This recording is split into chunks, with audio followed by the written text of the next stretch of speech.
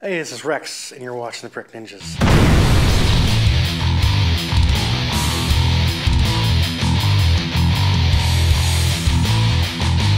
All right, doing something different today. Got a friend with me, Shane, who shares my love of movies, and we had a really good conversation the other day about Star Wars, and I wanted to kind of get into that. I think today we're going to talk about Star Wars. I want to talk about the John Wick trailer, maybe some of the John Wick movies, and then just kind of wherever this conversation goes, because whenever I sit down with you and we talk about movies, it's a lot of fun, man. I appreciate that. Yeah, I want to share this experience, see what you guys think too. So, without further ado, let me get comfortable in my spot. You made a statement earlier that was really funny. What was it? What? Oh God, I don't even remember. Well, first off, thanks for having me. Oh yeah. At this round table. Oh, you're welcome. No, it is fun when we talk about movies because, we respect each other's opinion. Yeah. We're not, trolls versus trolls, just yelling into the ether. So, but what did I say earlier that I really can't remember? You said The Last Jedi was a good movie. I thought that was a good place to start with. That is a good place to start. I do think it's a good movie. Okay, you weren't as bothered by it by me. And this is why I like talking to you, because you and I will have different opinions, and then we'll have very similar opinions. And sometimes I'll hear something you'll say, and it'll make me think more about something that I haven't thought about before. And that's why, like, the fact that you liked it, I was like, ugh. I just couldn't get into it. You and a lot of people. Yeah, I'm sure, But I liked it. It wasn't like we weren't attacking each other. I'm like, right. You can like the movie. You don't have to not like it. It's like with any movie. It's just Star Wars, and then people made a big deal, and it's like, it is a big deal, but it's...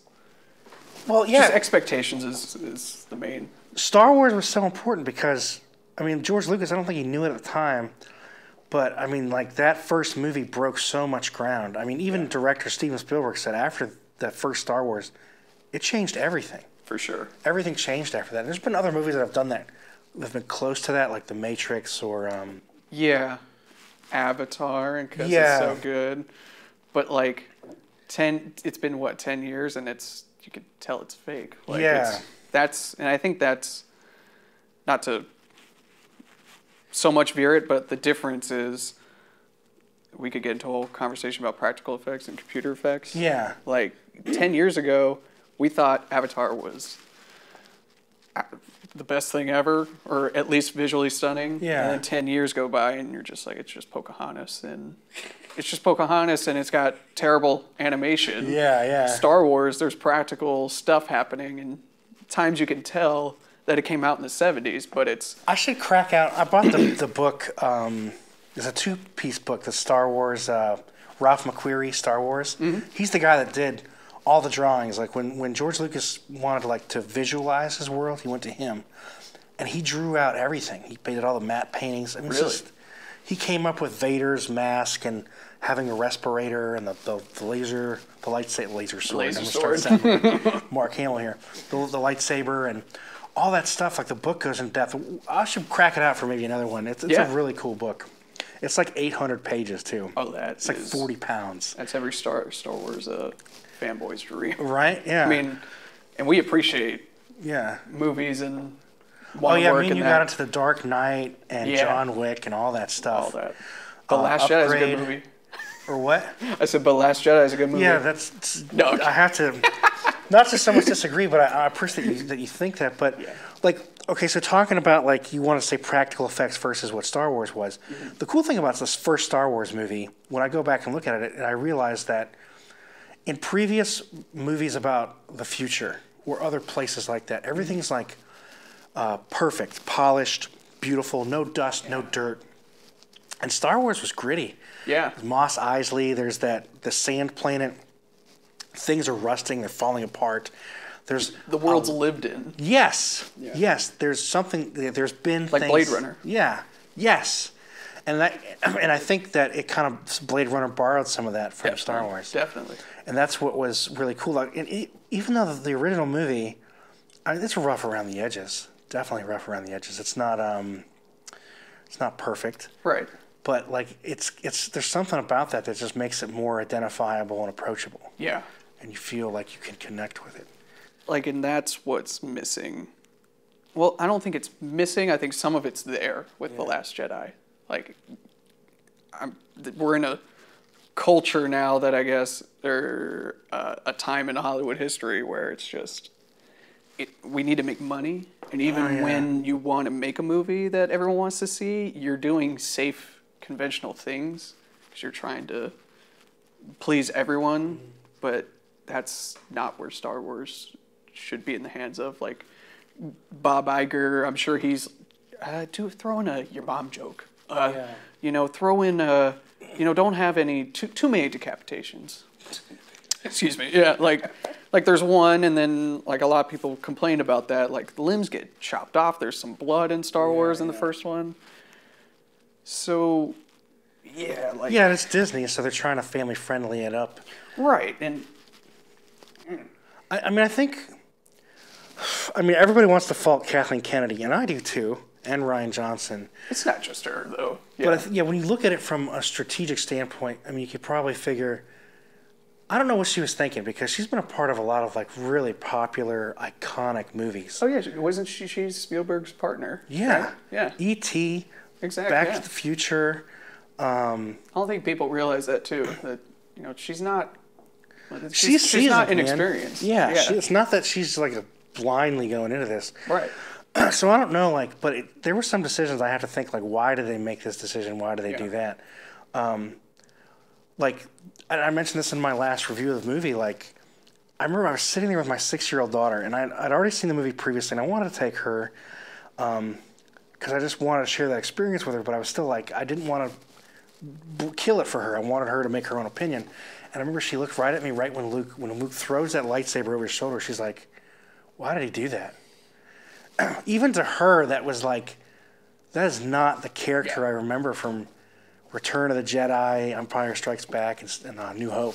I have a theory about the throwing. I think that is the Disney. You think it's a visual? Yeah. I think that is Disney's fault, like telling, or at least encouraging that from Rian Johnson, because I had a theory that when the first teaser came out, it starts out with, the voices, and then Rey slams her hand on the rock. Yeah. The stars turned into the rock. Yeah. So I thought that was the opening of the movie. And I was like, that's genius. Oh, yeah. It was intense. That would have, it also explained to the audience that she's been with Luke for some time. Yeah. And instead, you didn't have to show us right after that. Like, this is fan service. Like, showing that part, all you had to do was do that. She's struggling, and just Luke's in the background, and he just walks away like he's disappointed. Yeah, because the audience is smart enough to know, okay, something has transpired. Right. Yeah. And then you just show the lightsaber sitting next to her stuff still, and you're like, subconsciously like, okay, he didn't take it. There's so much information in the visuals you just gave me. Yeah. Like, but there was so much exposition.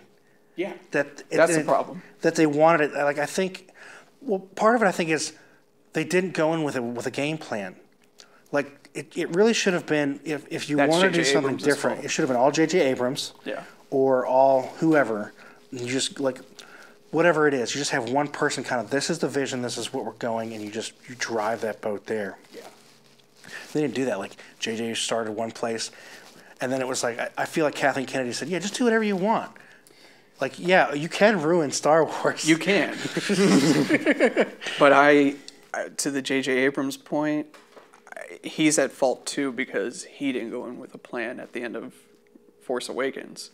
Yeah, he didn't at all. With the map and Luke, like everyone that nitpicked Last Jedi and Force Awakens, and he created this mystery about Luke, but they had to ditch the little puzzle piece of the map because, the argument, why did he leave the map behind? Yeah. Like, obviously he left a map. It was open-ended. So what do you do? It was open-ended, but like still kind of constrained a little.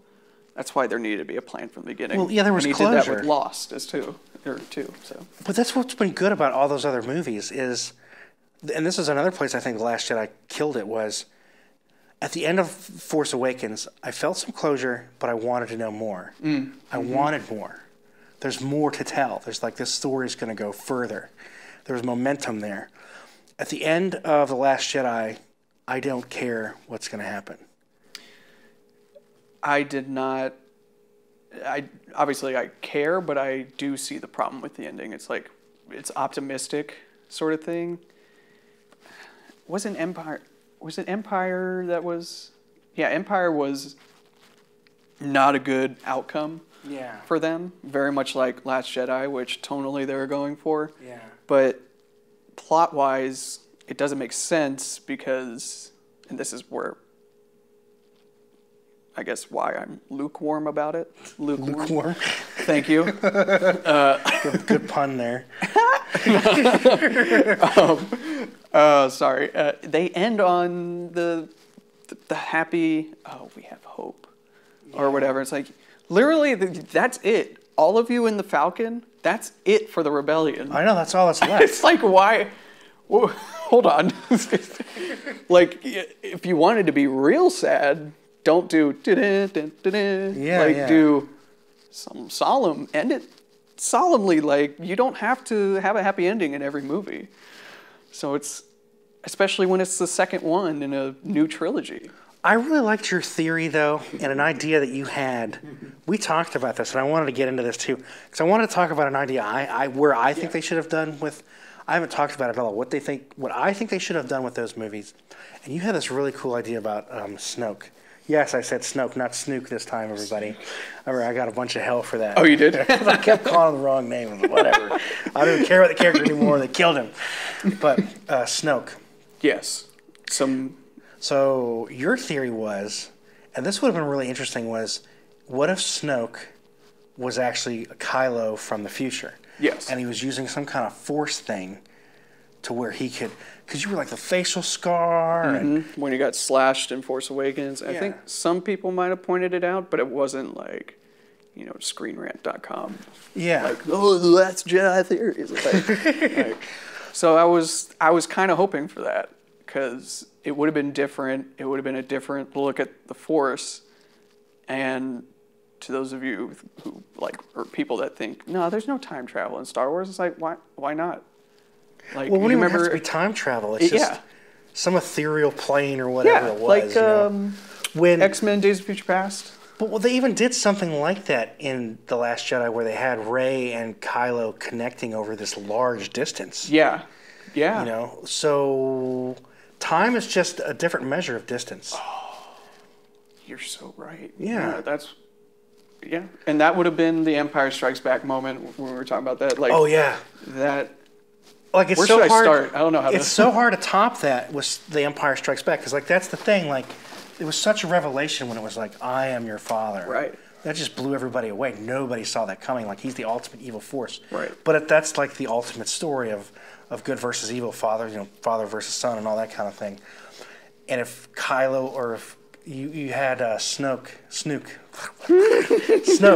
saying, I am you. I am you. That would have, in a way, I think that could have topped that, or at least been as equal, as impactfully as that statement. Yeah, and that was the throne room scene. That's how you, because that speech that he's giving, as his eyes are closed, he's like, I see him strike down the evil. It's like, why can you see that? Because he would have done it. Yes, before. Exactly. And something Lois is the key. Yeah. Batman v Superman, sorry. It's just, there's so much, it's easy to critique a movie after it comes out and say the movie you wanted to see, but still it's like. But you had that before the movie came out, didn't you? I did, yeah. And that would have been. That would have been genius, because I don't think anybody would have seen that coming. Yeah. And it so would have been like, how did he know? Because he did it before. And then he could have left because he knew that maybe he was going to turn against himself. And they could have revealed at the end of the movie who he was, or in the next movie. Yeah. That's how you could retroactively do that. Yeah. That'd be one way to do it in episode even 9. But my idea, I think, would have fit in with that, which we talked about. So I thought what they should have done, and I liked Force Awakens. Yeah. When I saw it, I was like, okay, cool. They're doing it right. Yeah. Like, Disney's got this. Cool. Like, I'm looking forward to this. They're handling it with care. They're building something new. There's a couple things I wanted them to change in that. Like, I agreed with Mark Hamill that it would have been epic had when that lightsaber started shaking, it went to him, and he fought Kylo Ren and saved them and left and all that. But what I really thought they should have done was, I thought in the first one that they should have had Rey meet Leia, and Leia should have had some Force knowledge, some Force ability, some Jedi capabilities, and she's like, you know what, you're the Force is powerful with you, I feel good, I'm going to train you. And like towards the end of the movie, she's like, okay, you're like beyond my capabilities, we have to find Luke. And then that's where it would have ended, her handing the lightsaber to him, cut, and then, we're waiting to see what happens next. Exactly. And I thought what should have happened in the second one I love this. was that Luke should have trained Rey, and as they go, like he's like, okay, he gets her to a point, like Yoda got him to a point. And this time he's like, I'm going to go with you. There's something going on. We're going to fix it. And they go and they have a reunion. Like Luke goes with Rey. They get on the Millennium Falcon. They meet Leia. And as he meets Leia, Snoke and Kylo are there. And Snoke kills Leia in front of Luke. This is like towards the end of the movie. Yep. And Luke just loses his shit. And just like, you could have had the Praetorian Guard scene. And I mean, him just wiping out all the guards. Kylo Ren just getting away with his life. And maybe he kills Snoke. But Snoke reveals who he really is. You know, like with your idea. That would have been, those worlds would have been awesome. And after he kills Snoke, you just stop and you see like the anger and the anguish in Luke. Yep. Just like from Return of the Jedi when he lost his shit, when Vader was like, oh, you have a sister. Well, now he watches his sister die and he loses it. And you cut with him angry right there, and then you go, did Luke just go to the dark side? And then you have that whole ring theory, father like son. Mm-hmm. The girl's going to redeem him. Are they going to say, like, I would have been like, holy crap, what's going to happen next? This is amazing. I got to see Luke throw down like Vader did in Rogue One. Yep. And then I'm like, oh no, but he can't be the bad guy. He beat everybody with hope and love and courage, you know? And that would have been awesome. Like Luke committed, like basically, well, yeah, did he dip into the, I was going to say he committed murder, but like, no, like if he instigated the fight and the anger, but it's not, I mean, I love that. Yeah. Those two things, Disney. Yeah, like, hey, let's have a pitch meeting. Yeah, we'd like we can redo this. Yeah, you know, Hamill's still around. I'm sure he'll be up for it. You know, we're not going to make a fan film and have you know, copyright strike us. Yeah, but if you want the idea, just you know how to contact us. It would have been, that would have been so awesome though, because our minds. I'm sorry, like our minds were like when we talked about it the first time the other day. Like, well, your idea blew me away, and then I was like, well, this is what they should have done. And then I was thinking about your idea. I was like, God, those two ideas would have really worked well. Like that question of him going to the dark side, like, and people suspected that too, and so did I, because of the poster. Like, not only would, like, the twist is the I am you, and then what we come to expect. Only, like, you twisted even more with that, with exactly. the Luke losing his mind. Yeah. And just like, because that's the thing with the Sith is like they act on impulse and their emotion. Yes. And that would have been Luke doing that. And that's like the whole thing they're worried about is always like you have to keep that in check. Mm-hmm. And that's kind of the human condition is like you're battling your emotions with your rationality all the time. And you know, as much as you don't, you know, people don't like to think this, but really your emotions dictate a lot of your decisions. But that's what separated the Jedi was they were able to suppress that, and that's what made them kind of like make better decisions and be a bit like more noble and regal. I didn't like the whole, the Jedi suck, they hoarded this power to themselves. I thought that was kind of crazy. Is that like are you talking about the scene where Luke talks to Rey and he's talking about how everything's been based on failure? Yeah. So obviously I favor ours more, but you know, and Last Jedi tried to do the gray area thing like you just described, and that would have gone real well with that, and I appreciate the gray area thing. I just thought Luke had a lapse in judgment. He did let his emotions get the better of him in the flashback. That's a good point. So I can see, and a lot of people, my cousin in particular, he goes, yeah, but why would he give up on his nephew? And I'm like, I don't know. I get it. I get that concern, but I'm going to roll with this. And it's like he feels guilty. He failed his nephew. He saw the evil there. And at that point in time, he was a legend and pretty much responsible for bringing back, the Jedi again up until that point. They didn't establish that in the movies because it's been 30 years. Yeah. But he has that line, the Force is balanced. You can't, to say you should act on it is ridiculous. Oh, yeah. And he tells Rey that, so I was like, I see what you're doing, and I like it. It's just gotta... It's too far, though, because the whole human condition is yin and yang. It's always... Right. It's always a balance. Right. And good has to make a decision as much as bad has to make a decision. He pulled himself out of the game. Yes, he pulled himself out of the game, and they combined our story from 2 and 3, our theme, because the redemption thing. Yeah. There's sort of a redemption there, or because Rey convinces him to bring him back, or whatever. He sees his sister, not convince him to bring him back, but he has that moment where he's like, okay, I need to do what I need to do. Yeah. And then I can be at peace. That whole fight on Crate. I was like, okay, if he throws down in this scene, I guess I can buy this movie. I'll get into it. If they give me something I want. But I felt like time and again and again and again, they just were not going to give fans what they wanted, which was completely opposite to what Marvel has done. They've cared about the fans, and as much as they've fed them, they've also kind of done their own thing, but they've definitely met some expectations and then exceeded them or twisted them. And I thought it was cool. Star Wars just seemed like it was we're going to get away from ourselves. We're going to throw away all our past stuff, and it's like, gosh, that's your foundation. Yeah. That's a strong foundation to be trashing like that. Yeah, I get that. But with the whole him and his nephew thing, I understand there wasn't a lot of exposition there, but there really wasn't enough of a conflict to me. Oh, I just sensed the evil in him, and I was going to strike him down, and I'm like, that's not Luke. It's not. It's not Luke, but he, as you saw in the third flashback, it was a moment where he... Well, what they could have done to maybe even help that is show him sensing that Ben was going to kill his father or his mother. Because that's the link for Luke. Luke's sister's really the link. But even Han Solo could have been a link. You are so... That would have made Last Jedi's...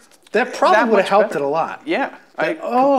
He sees he's going to hurt the people he loves, so he's afraid of him now, and he wants to stop that, because that's what motivated him in Empire, where he was supposed to finish the training with Yoda, and he's like, no, I got to help my friends, because he could sense something was wrong. Disney! Yeah, they left so much out. All that stuff's there. They just didn't tell it. Instead, we got your mama jokes. Yeah, and cell phone jokes and stuff like that. Cell phone? Oh, yeah. Yeah. It just didn't. That doesn't fit that universe. Yeah. It's not that close to ours. The one joke that's contemporary, sort of, that works and set up well. Boyega and what's her name, Rose. They're not smart enough as the generals and all that, so they're very impulsive. So when they get to Phantom Menace planet. What planet was that? Canto Bight. Yeah, the casino world. Yeah, when they go, they drop their ship on the beach, and it's obviously someone's going to see that. Yeah. And the guy, which by the way is Joseph Gordon-Levitt, I don't know if he is. Oh, is that him? Yeah, he makes a cameo. Is he the one hey, they park over here? That's them. And it's that. That's Josh Gordon-Levitt? Yeah, Joseph Gordon-Levitt. Okay, that's awesome. Snook. Okay. Snook. Yeah, because he's in every one of Rian Johnson's movies. So is he? Yeah. Yeah, because he was in Loser. Oh, no, Looper. Great movie. And Brick, I liked parts of that. Brick is very good. It's very indie, but it's very good. But yeah, I told them they can't park here. That's, and then it worked out because then they get in a predicament. Yeah. It's oh shoot, we need to sit down, have a plan. We can't just act on a lot of people hated that scene though. Yeah, were very annoyed. They literally felt that could have been cut from the movie. Yeah, I mean, only a little bit though, because then how do you the timing. Well, they needed might be to weird. find Benicio. Yeah. But I think what they should have done is cut, like, it did become kind of a whole, like, media campaign about, free animals and eat vegetables and say these horse people-faced things. That really was the stupid part of that, and I agree. It was a waste of time and money and just didn't need to be in that movie. Yeah. Now, something that we both agreed on, and I haven't heard many people talk about this, but Benicio del Toro's character was awesome. Yeah. That was one character that did leave me like, I want to know more about this guy. And a lot of people don't feel the way we do. They don't like him? No. They thought, well, because, I mean, I get this. It's a plot point or plot hole, whatever. Like, they didn't find the code breaker. Like, the code breaker was there, and then they get arrested, which, by the way, the code breaker is Justin Theroux, who's used to be married to Jennifer Aniston and star of The Leftovers. That's my plug-in for The Leftovers. And they come upon him by chance, and I think people kind of took that too much. Like, you need to accept that because, he's just sitting in the cell. It's just some random guy, and he's like, "Oh, you guys need to get out. I have a sleeve full of keys right here." And it's just like, oh, that was convenient. That part was a bit too convenient. Yes. Yeah. And I think people confuse that with his character because his character, like, what did you? I liked his character though. Like, I did like how he made the point that good, bad, it doesn't matter. They're selling weapons to these. They don't care who wins. Mm-hmm. They're just going to make money off of it. That's very much something that I think happens in real life, and I would imagine that's happened over hundreds of years and millennia of the human race. Right. Is whoever's selling the weapons, I don't care. Yeah. Sell them to both sides. Because in Benicio del Toro, I learned improvised the last line he has. Yeah. Which is brilliant in a character thing. He's like, John Boyega. Finn looks at him and is like, you're wrong. And he's like, maybe. Yeah. And he just walks away, and it's like, yeah. Yeah. I did. I really like that. I totally agree. That was a brilliant line. I didn't know that it was ad-libbed. That's really, really cool. Good job, Benicio. I thought he did a great job. I liked the nervous tics that character had and stuff, like just things that he made him more approachable and relatable or something I could see in real life and understand. And more vulnerable, more relatable. Him having doing that, and then later on with Rose's necklace, we're like, oh, he's bad. He took the necklace. He wanted it as payment. Yeah. It's just like, no, he did it in the. Yeah. It's like, and gave it back, and he was just like. There's something human about him. Right. That you're like, okay, even though he's out for himself, that's what makes me want to know him more. Do they cast him in the next one? Like, I haven't paid attention because after 8, I was just like, Jesus, I don't care anymore. You and a lot of people. It just killed it for me. Yeah. I didn't even see Solo until it came out on Netflix with the programming. Yeah. We can get into Solo like that. Yeah, we will. I want to talk about this, the Last Jedi, Well, not just the Last Jedi, but I also want to talk about the John Wick thing. Okay. Yeah. I mean, we could just segue straight into that right now. So, the Last Jedi, I mean, I feel like we could talk about that for hours. Yeah. I guess maybe to kind of dovetail it before we go into the John Wick trailer. There were things that I liked about The Last Jedi. I mean, like, I remember sitting watching the movie for the first time with a couple friends and being like, I want to like this. And then, like, I kept getting pulled out I kept getting pulled out of it, realizing I'm watching a movie and I don't like that. But the one scene that really pulled me in was that Praetorian Guard scene with Snoke. I don't like that they killed Snoke. I just keep saying it. The Snoke monster from Lost. No. We keep having a Snook symbol. Yeah. And then times 3 counter, the corner. Snook counter. The Snook counter. Maybe I'll do that. Snook counter, and every time I can't say a word. Was that Praetorian Guard scene? I really did like Rey and Kylo kind of working together for a minute. Yeah. And working for the same goal. But that was a really cool, well done scene. And it had a lot of feeling to it and some just beautiful choreography and stuff. A lot of people disagree with that. Really? Yeah. Well, screw them. I agree. Like they were saying, look at this guy, he just falls over. And I'm like, if you watched any action movie, there's always going to be some extra, or like they're going to foul up. Yeah. And it's like, oh, she kicked 3 people right here. And it's like, yeah, if you slow it down and you look at it, yeah. Yeah. I mean, I get it, but as a whole. Like, those are the things that always hold me up. I'll tell you one terrible scene I've seen in a movie. It was not that, but it was the Dark Knight Rises. I was thinking of that, and I used that as my point, and that no one really griped about it then. I can't. I stand corrected. I remember sitting in the theater and laughing, and being like the only person. And I'm like, did nobody realize how terrible of a death scene that was for like an Oscar-nominated actress? Yeah, where she's like, ugh.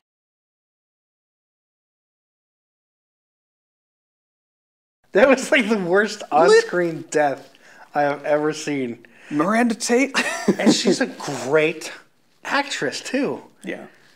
Like, what the hell? I think Chris Nolan was just done with the series at that point. Was he just tired that day? He was like, whatever. He's like, we gotta get your death. Do what you want. That's good. Yep. Somebody recut it. It was really funny where they show her dying, and then like Gary Oldman, Christian Bale, and Anne Hathaway are just standing there like. I thought did you just die like that? I thought you were going to say wakes up from a dream. No. Inception. Oh, yeah. I saw Inception. That was a great movie. Since she was Leo's, like, she just wakes up. She's like, oh, God. Yeah. But I don't remember that part specifically at the moment, but I'll check it out again. Oh, no, like, just she's in Inception. Oh, like she's his wife. Yeah. So, like, just have a clip, like, waking up, and it's like, oh, it was all a dream. That was that scene. So, like, that's the only time I've ever gotten hung up on really bad acting or something just, like, being obviously fake as hell. Yeah. That Praetorian Guard scene just seemed really cool to me. Like, I just see, like, the beauty of how they're moving and the shots and the cinematography and the motivation of the characters there. That's I don't get wrapped up in, like, well, her hand should have gone a quarter inch to the left. And right. I like when he does the lightsaber through the guy's head, Oh, yeah. Which is what he's kind of famous for. That's how he killed his dad. Just turned it on, and remember he was standing on the bridge. Yeah. That's his go-to move. Yeah. His combo breaker in Mortal Kombat, the DLC for Star Wars. Yeah. I can see him pull the trigger. What was something that was cool in The Force Awakens? I don't know if you noticed this, but I remember even when I watched it in the theater, because I watched movies on a whole other level.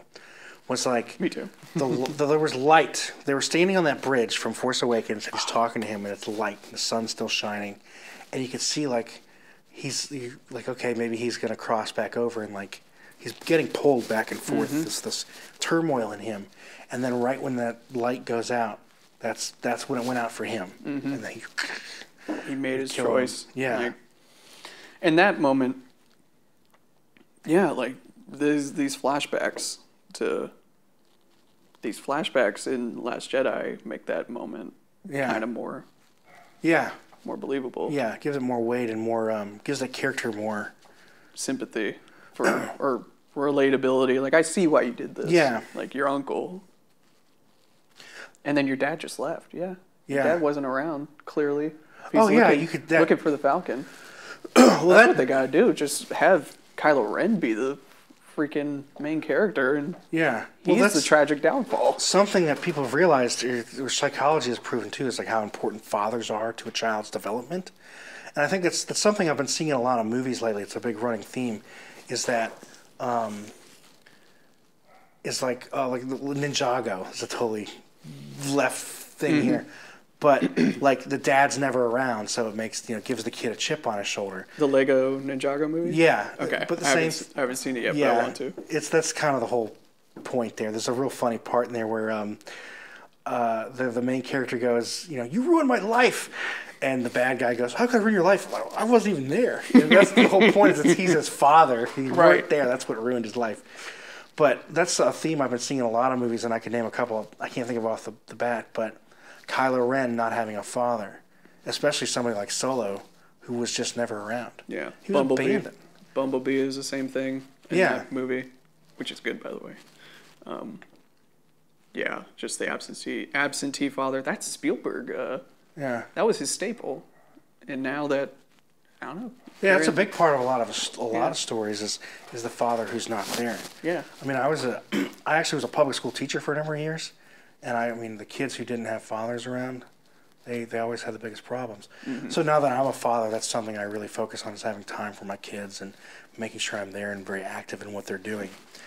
I had a similar thing too growing up. My dad was barely around, but it might pass when I was young. So yeah, here nor there. Yeah. Let's no, just the importance.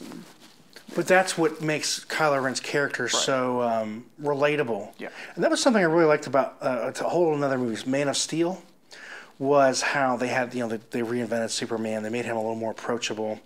The one thing I really appreciated about that movie was Zod. Like, Zod had an actual motivation, like, where you'd be like, yeah, I can understand why he wants to do what he wants to do. Like, he's not malevolent. He's not just evil to be evil. There's a purpose behind what he's doing, and that is he wants to see his people continue. Mm-hmm. That's his mission, is to ensure that Krypton lives. Right. And that's his motivation. He's like in Thor Ragnarok, if Thor turned evil, mm-hmm. like to save Asgard, because it ended, it happened. Yeah. Like, whatever. It's a people, not a place. Yeah. That might have been, a way to convince Zod for a moment. You know, it's like, hey, we're here. We don't need to do all this. Yeah. But he's like, he was born and bred in that, one sole purpose, and look what happened. Like, so. Yeah, and I totally agree. He was so military, because he was like a general. Yeah. General's out. Yeah. So that's like, he's a born warrior. I even liked, like, when he killed Jor-El, his father. The pain. Like, Michael Shannon's a great actor. The pain that he was just like, he hated doing it, but he knew he had to do it. He just continued. It was just like I love when you can read that in the face of an actor. Yeah. Which is a great segue into John Wick and Keanu Reeves. So let's go that direction real quick. Did you see the trailer? I did see the trailer. Okay. It is. Did you? Oh, yeah. Okay, good. Yeah. Oh, it's beautiful. Yeah, it is. If you haven't watched that trailer, definitely check it out. It's really, really good. Let's talk about Keanu Reeves for a second. Yeah. He lives forever. He does, man. Gosh, he looks amazing for his age. There's like a meme online of him, like historical figures and paintings, and they all look like Keanu Reeves. It's just, he's lived forever. He really has. The one thing that people complain about him is, and I think rightfully so, he doesn't have a lot of emotion in his face. Now, physically, he's an amazing actor. Yeah. Like, that John Wick, that character is, like, made for him. Yeah. He's so physical. That's what I loved when I first saw it. When I saw the first one, I didn't see it in theaters. I took a couple years to see it because I heard people... Me too. I heard mixed reviews of it. Really? Yeah, and I'm like... I heard people love it, and I heard people like, yeah. So then I watched it, and I was just blown away. Like, what I loved about that movie so much was the way they shot it. Was like, they're like medium shots, and you get to see everything that Keanu's doing, he is doing. Yeah, there's none of that cut fast, I'm going to confuse the shit out of you with a billion different angles. Like, shaky cam means something's happening. It's like, no, we know that stuff's happening. Yeah. Like, you don't need to... Like, there's... have you seen that Taken 3 clip of Liam Neeson jumping over a fence? Mm-mm. There's literally, I think, 12 cuts. Yeah. Of him just hopping on a dumpster and hopping over the fence. It's like... And it's just... Why? Why do you need 12 different cuts of this one I know Liam Neeson's old, but, like, yeah, exactly. Yeah. Like... so... Yeah, sometimes the camera work becomes too much part of the story. Yeah. In fact, that the other night I was trying to watch First Kill. Who's that with? With Bruce Willis and Hayden Christensen. Okay. I wanted to see it because I feel bad for Hayden Christensen. I feel like it really wasn't so much his fault for the prequels not being as good and his character not being as strong. I think it had a lot to do with George Lucas. And so I watched First Kill. I got partway through where I had to turn it off. His acting was fine. I think Bruce Willis was fine too, but the camera was just doing too much. There was way too much movement. There was too many tight shots on him. Mm-hmm. Like, I kept getting pulled out because I'm like, why is the camera doing this? Like they're trying too hard? Yeah. It was, I mean, it probably wasn't shot with, like, the most veteran crew. Yeah. But there was, like... direct to DVD, I think, wasn't it? It was in theaters, I think. It was? I believe it was. I don't know. Anyways, I saw it was free on HBO, so I watched it for a part of it. And I just couldn't get through it because there was just too much... There was color things going on, and there was just too many... The camera... There was one scene where it was like... It just stayed too long on certain things. Like, not only can you have 12 cuts of a guy jumping over a fence, which you don't need, 12 different shots of that happening to explain that one event. Right. But sometimes the camera can just linger on a thing too long. You've lost the energy in the scene. But that's what was so great about the Keanu Reeves that John Wick was. You have these long, wide shots. They're not very long. They're like 4 or 5 seconds, longer than normal. But, man, you're just seeing him do everything. Yeah, he's clearly... There's no stunt double. No. I mean, I'm sure he has one for bigger stuff, but, like, he's doing the punching. He's doing the, the gunplay. And there's a clip online of him at training. I saw that, yeah. And that is just... They need to use that more in marketing, I think. Yeah. To actually see someone do that and take the time to do something. How much he went through to get that role. Exactly. Like, he's a passionate actor, and he while he does not have, the most range, he's given his all for this, and it shows. Like, everyone is. So. Well, even in this movie, he does have a bit more emotion in his face, but a lot of other roles he just doesn't. I don't know why he doesn't. But yeah, his physical stuff is amazing. Yeah. And that's something I really appreciate too about the cinematographers. I was like, these guys got to be stuntmen or something because they're like focusing on this stuff well. Like, they're showing you this is happening, and that was really cool. I found out that the directors actually were previous stunt choreographers. Yeah. Stunt snooks. Ding. But yeah, that's why they focus so much on that, because a lot of that stuff is just amazing in that movie. How, like, he's just getting pounded or pounding the crap out of somebody, and you're watching the movement they're doing. And I think now we're because of the John Wick movies and Mission Impossible, like, I think there is more of that coming back or staying around enough where it's not going to get bogged down too much. Yeah. Like, I feel like a few years ago, it would be hard to convince a studio if you were, a coming up director and saying, like, I want to do this on film, because they said, no, the digital's cheaper. Like, same thing with just CGI it, just do this. But I think because of those examples, it's keeping that spirit around. American audiences are harder to fool. Yeah. We're cultured when it comes to films. I mean, this is like the movie capital of the world. Right. And we've seen all that stuff. That's why it's harder to fool us with a crappy story and visual effects. Like, I think Christopher Nolan did that really well with, like, Batman Begins. Yeah. He actually made a comic book character approachable and believable and, like, relatable. Like, you're not distancing yourself from this mythical figure so much. Like, there's something about, like, his realistic tone. Yeah. Like, in DC, he took that in the wrong way and when it's a dark tone. Yeah. It's like, no, it's a realistic tone. Yeah. And granted, doing Wonder Woman in a realistic tone, I don't know. You didn't like that? Well, like, I mean, if Nolan stuck around and actually say Christopher Nolan made all superhero all DC movies. Stuff, yeah. Yeah, like Kevin Feige is part of Marvel. He's a producer. Producer, yeah. But I mean, like, him actually directing them, like, say he did Man of Steel.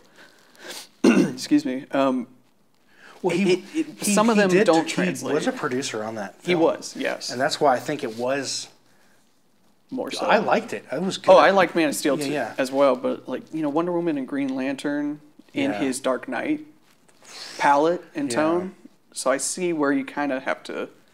But DC just took it as, I want moodiness. I want depression. Yeah, right? Like, I know that's off topic, but Well, no, that's a good place to go because like what's that guy's name? Zack Snyder. Zack Snyder. Mm-hmm. I mean, I think he gets beautiful shots, but he's not a good storyteller. Right. That's where Nolan's really good, and maybe that's. You did mention this, yeah. Yeah. Like have them team up, or have them. Yeah. You're right. You're the cinematographer, the director of photography. That's what Snyder should be, and Nolan should be a producer and a director. Yeah. Because he knows how to tell a story. And then maybe nothing, like no offense, Zack Snyder, but learn how to go about that. Yeah. Better, because 300 is a very simple plot, but it worked because it's a classic story, and those visuals, like when 300 came out, that whole Sin City sort of vibe. Yeah. Like that, every shot in that movie, it really does look like a painting. So like mad props, but this more. He's good at that, and that's his strength, and that's you do what you're good at. Yeah. That's what Sylvester Stallone. Sylvester Stallone. God, I'm just like tongue tied.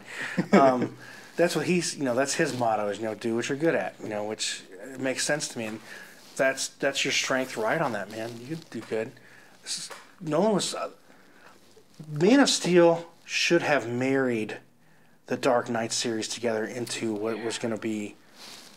Yeah. Oh, yeah. Do Joseph Gordon-Levitt at the end of Dark Knight Rises, and then. Well, you could have brought back Christian Bale. Yeah. I mean, they already set that up at the end of that movie where he's like kind of getting old and he's having to use, synthetic devices to kick holes in walls. Yeah, and have him pass that baton to Joseph Gordon-Levitt, like officially. Yeah. Into this newer.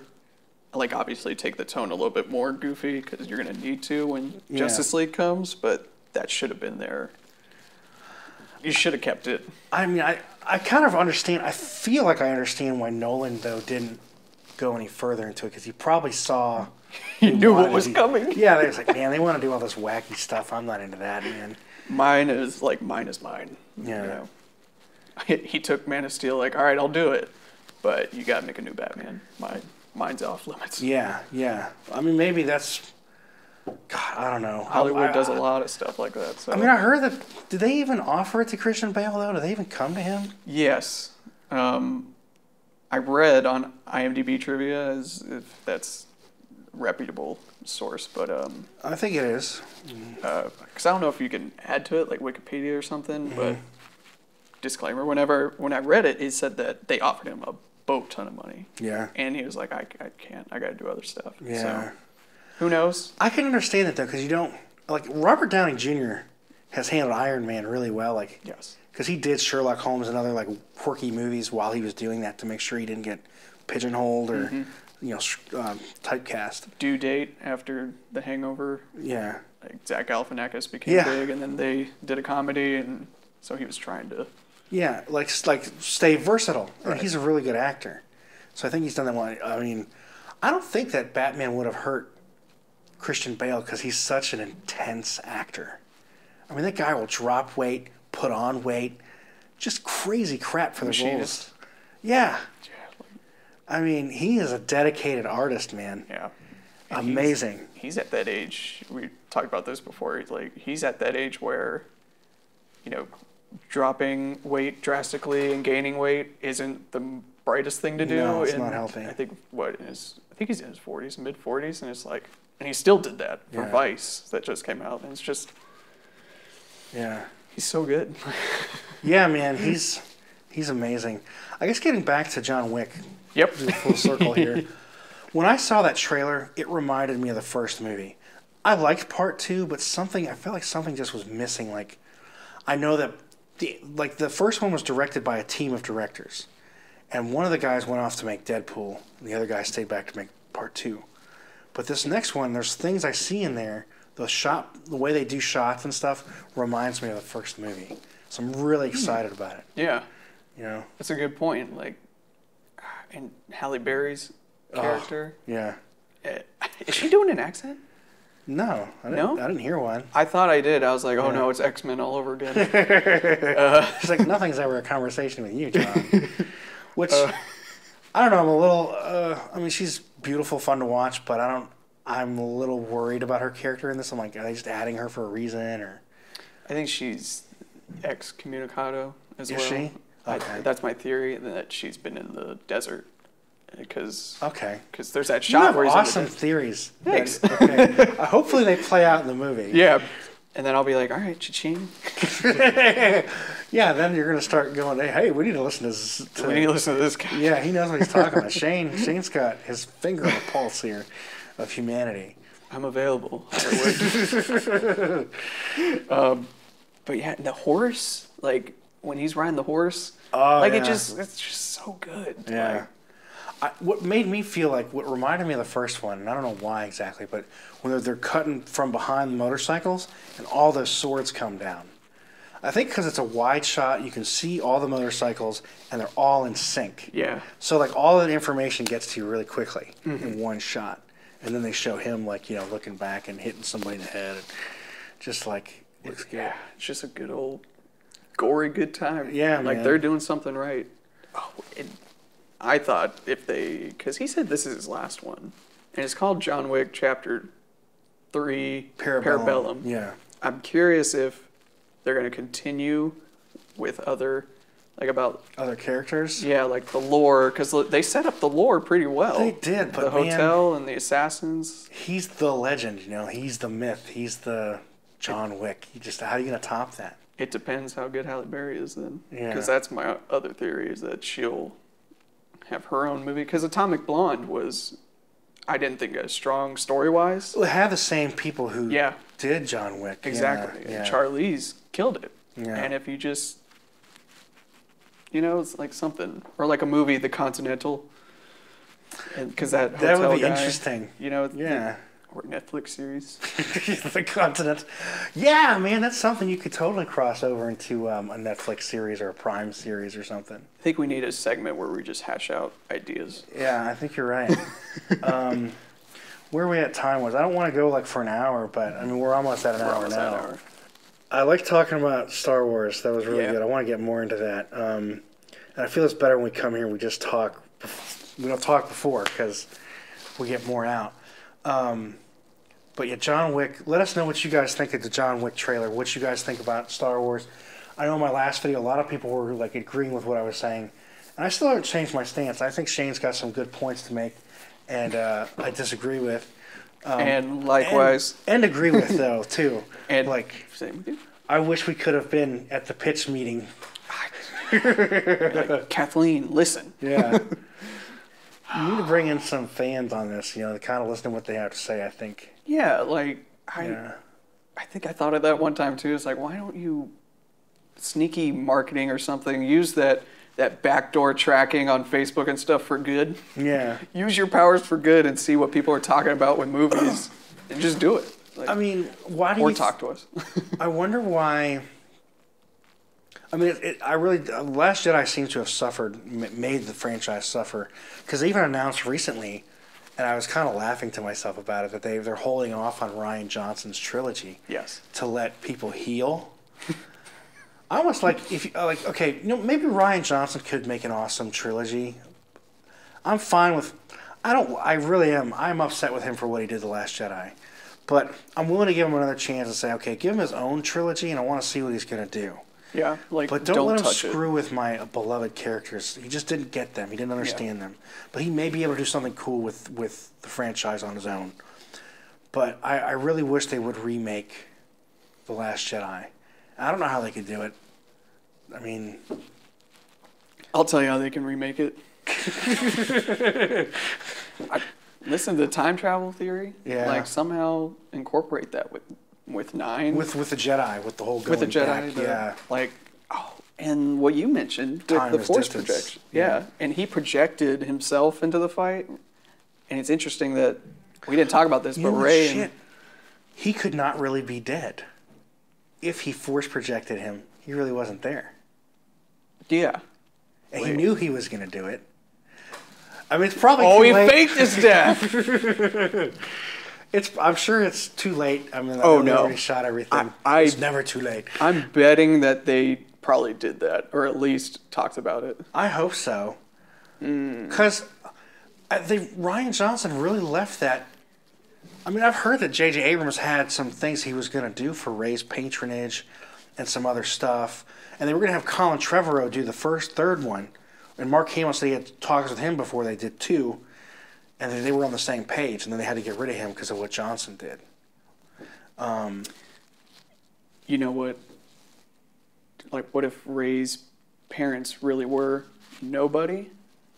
And, which I enjoyed that. I thought that was great. But if her parents... What if her parents did have bloodline or whatever, but they just chose not to do anything, much like Luke did? You know, that would be cool. That would have been the reveal in Last Jedi. I thought for sure she was going to be Kylo's sister. Yeah. And I thought, okay, the family thing, it'd be hard to like fight your sister like to the death. That would have made a lot more of an emotional impact to me. And you know, like you can't kill your sister. Yeah. You know, like he would have had to totally fight that, and that's maybe what would have drawn him back to the light, the good side. That's what I thought they were gonna do. Yeah, like Leia had some fling after Han.